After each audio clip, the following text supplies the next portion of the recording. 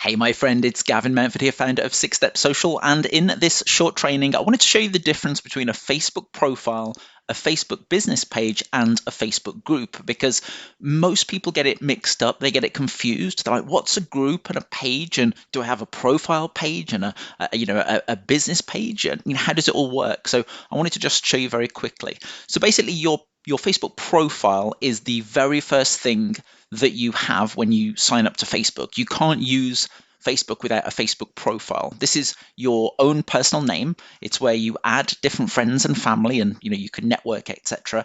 You post your status updates. You can add posts and videos and images, etc., and it just shows up on your timeline. So this is also known as a timeline. You can add different links to your businesses and websites here in your bio section and talk a little bit more about yourself. I often link to my Facebook group because my whole goal is to get people into my group. You can add a featured image, as you can see here. Again, I've got this where I am essentially promoting our Facebook group. So if somebody clicks on this, they see a link to my Facebook group. So you can use your personal profile to, if you think about it, you are an individual. You have a lot of things that you're doing. You like hobbies, you read, you watch TV, you have friends, you have family, you have interests, and you have a business. So, you do all of those things. So, you want to use your profile to talk about lots of different things. And occasionally, you want to talk a little bit about your business in order to attract people to you. Again, you don't need to be spammy about it. It's not about just posting links over and over again. You just use your profile to be personal, to build the relationships with your leads and prospects, and then to bring people through to something like your Facebook group or your page. So the second thing is a business page or a fan page. Different people call it different things. It doesn't have to be a business page. A page it's almost like a profile, but it's for something else. So, let's say for us, it's for business. Now, a page is always public, it's always available, and everybody, whether they've got a Facebook account or whether they haven't, they can see the content you post on your page. Now, on your profile that I just showed you about, you can keep that private. You can post so only certain people see your content, whereas a page like this, a business page or a fan page, can be seen by everybody. So just imagine it is your website, but it's on Facebook instead. And with your page, you can put a button. You can see here I'm bringing people into my Facebook group again. So there's a visit group button. I can click here and I would go through to my Facebook group. With a page, again, you can talk about your business as much as you want to.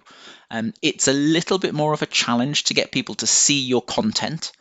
Because, if you think about it, how many pages have you actually liked on Facebook? Probably, if you're like me, you've liked 20, 30, 40, 50, 100 pages, and you probably don't see the content from many of those pages in your newsfeed. So what you need to do if you have a page is make sure people like your page, and then make sure they come to the following section and change it to see first. So people see your content that you post on your page in their news feed. Now, just because this is a page and you can promote your business doesn't mean you should talk about, keep posting links to your business opportunity or your products or your service. You still need to add value to attract people to you to come further down the process. So, the old school method is, I'll just post a link here and a link here and a link here. People are going to join and buy. Well, that doesn't work anymore if it ever used to. So you always want to make sure you have your page. Now, I've called my page Gavin Mountford, and the at username is Gavin Mountford Page. Now, the reason I've done that and I've called it my name and not my business name is because as a page, you can join different Facebook groups. So you could join another Facebook group and you can interact in those groups as a page. So, if in my group, I sometimes see business pages joining, and I think that those people are probably just going to try and spam, and they're just going to solicit my members. So I don't usually approve them. But if I was to see a personal person, a personal name as a page join the group, I would more than likely, and I do often, accept them in. So, I would recommend, if you're creating a page, create it with your name and then just use your name page for the at username. So this is a page. Obviously, there's a number of things you can do on it with videos and photos and reviews, jobs, events, products, you can link your groups. So I have linked my group. So if I click on groups here, my members can see this as well. They can come over to my Facebook group. So if I come over to the group, this is what a group looks like. So a group can be public, it can be private, entirely up to you how you do it. Then if you think of a group as almost a very specific niche based around a very specific topic, for us, it's about social media marketing. So anybody who joins this group, they're entrepreneurs or business owners. They're looking to build a business using social media. There's groups on every single topic under the sun, anything you can think about. So with a group, the features are very similar. Again, you can create posts, you can create videos, you can do Facebook Lives, you can add images, but a Facebook group tends to be more personal. More people see the content in their own newsfeed, and it's easier to interact with members. We get a lot of engagement inside of our group. You see, there's 15 people commented there.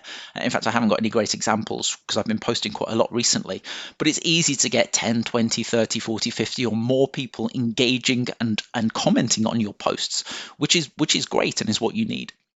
Now, with a group, you can also, if you set it to the right type of group, which is a social learning group, you can also add a unit section. And you can use Facebook groups for members' content if you wanted to. So let's say you had a product, you could post the videos in here. You can organize it with units. You can use it as free groups as well. We tend to use free groups, but a Facebook group is a really powerful way to connect everything and bring people in and build that relationship with your members. I have students and clients that have made multiple six figures now with their own Facebook groups. It's something that I've used for a long time. So I strongly recommend you have a group, and then you have your profile, your page, and your group, and you can synchronize it and then use it as a synergy all together. So yeah, if you've got any questions about this, if you're unsure, if you wanted to add any feedback, obviously just leave a comment below. And I'd love to hear your views. Do you have a page? Do you have a profile? Do you have a group? Do you have one or the other? And how do you use them together? I would love to know. So this is Gavin Mountford here. Thanks, and I will speak to you soon. Take care. Bye bye.